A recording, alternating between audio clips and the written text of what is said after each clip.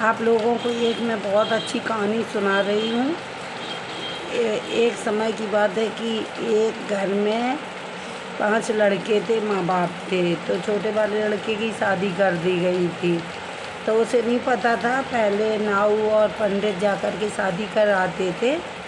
तो माँ बाप उनकी ख़त्म हो गई। इसके बाद वो अपने अपने कमाने लगे, अपने घर अपना जैसे कुछ चला रहे थे, अपना काम करके मजदूरी करके घर पे आना, फिर खाना आना बनाना।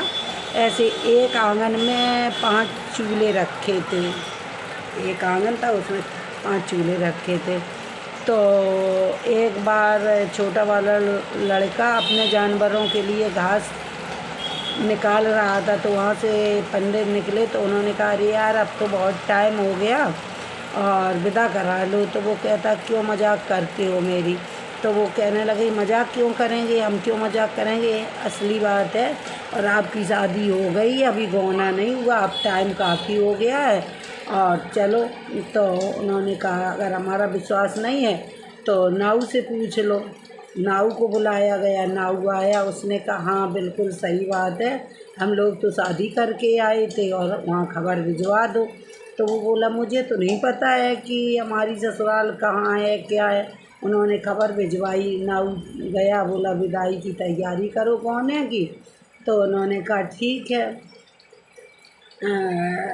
उन्होंने तैयारी कर दी, वो अपना विदा कराने चले गए पंडित जी के साथ। और आ गए विदा करा के। उन्होंने खूब मतलब खाने पीने का सामान भी दिया, बहुत कुछ दिया। बहू जैसे ही घर पे आई तो देख रही कि आंगन में 4-5 चूल्हे रखे हैं। तो सब लोग कहते नहीं गांव में कि बहू आई, नहीं बहू आई, चलो देख आए।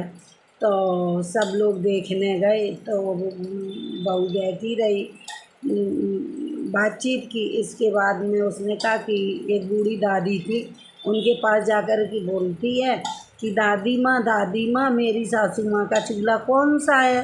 तो उन्होंने कहा, तुम्हारी सासू माँ का ये चूल्हा है। तो उसने क्या कहा, मतलब उसने क्या किया कि सारे चूल्हे फोड़ डाले। तो सासू माँ का चूल्हा था, उसे लीप पोत के इतना अच्छा बना दिया।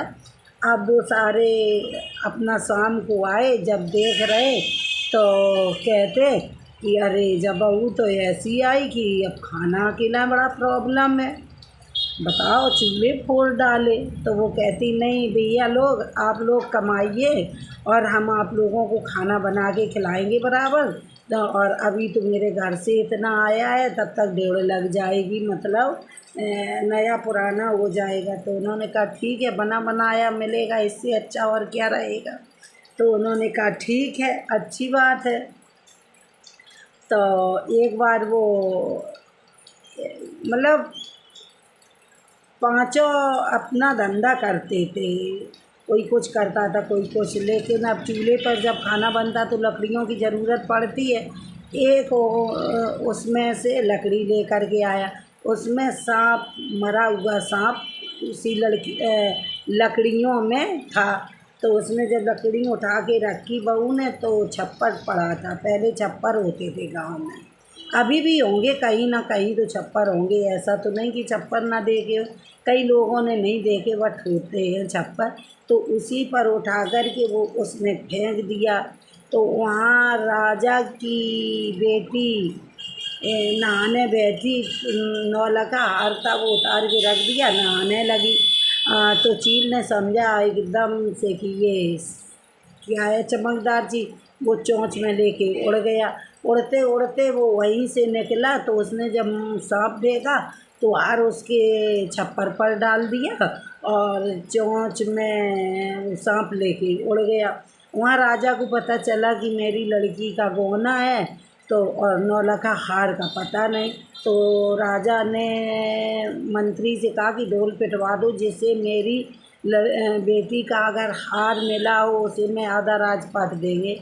ठीक है, तो ढोल पिटने लगा कि जिसने राजा की लड़की को जैसे हार मिला हो वो राजा के दरबार में आए, आधा धन ले और उनका हार दे दो, क्योंकि इज्जत वाली बात थी। ये कहेंगे नौलखा हार ये हमारा नहीं, दूसरा है, ये है, वो है। तो इसलिए तो बहू ने कहा कि देखो क्या ये कह रही है। तो बुलाया उसे जो ढोल पीट रहा था कि राजा साहब से मेरी एक दरख्वास्त आप लगा दीजिए। कि बोले बताओ कि हार तो मिल जाएगा लेकिन हमारी एक बात माननी शर्त माननी पड़ेगी।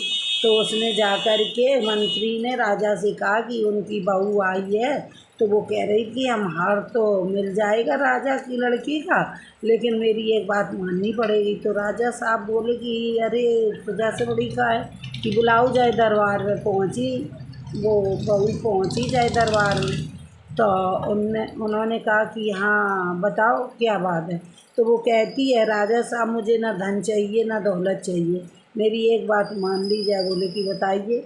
कि जे लो अपना हार, उसे मतलब राजा को हार सौंपा और बोला मेरी बात एक मान कि यहाँ की दीपावली के दिन हर जगह ढिढोरा पिटवा दो कि कोई दीपक न जलाए।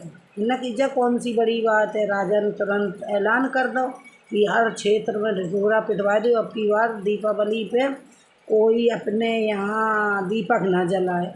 राजा की बात माननी पड़ेगी भाई। तो ऐसा ही हुआ, दीपावली आई, उसने पूजा अर्चना की, सब जगह अंधेरा पड़ा। अब उसी के यहाँ दीपक जल रहे तो लक्ष्मी जी अब जाएं तो जाएं कहाँ जाएं। लक्ष्मी जी ने गेट खटखट करे तो उन्होंने पूछा कौन कि हमें लक्ष्मी जी खोलो कि कब तक को आई कि हम आई हैं साल 2 साल को, लौट जा हमारे यहाँ जगह नहीं है। बहू बोली हमारे यहाँ जगह नहीं है। फिर वो इधर गई, अब सब चारों ओर अंधेरा पड़ा है भाई। तो वो कहाँ जाएगी लक्ष्मी जी। फिर बड़बड़ाई कि अब नाती पंथी तक आए कि लौट जा हमें ज़रूरत नहीं है। अब बिल्कुल सुबह हो रही थी तो वो बहुत बड़बड़ा रही थी। फिर उन्होंने गेट खड़खड़ करे कौन कि हम लक्ष्मी जी हैं बताओ कि हम आजीवन को आए रही। उन्होंने कही ठीक है आजीवन को आओ। उन्हें गेट खोल ले तो बहू की बुद्धि काम करी। राधे राधे, जय श्री कृष्णा। अगर आपको ये कहानी अच्छी लगी तो कमेंट ज़रूर करें, सब्सक्राइब भी करें। राधे राधे।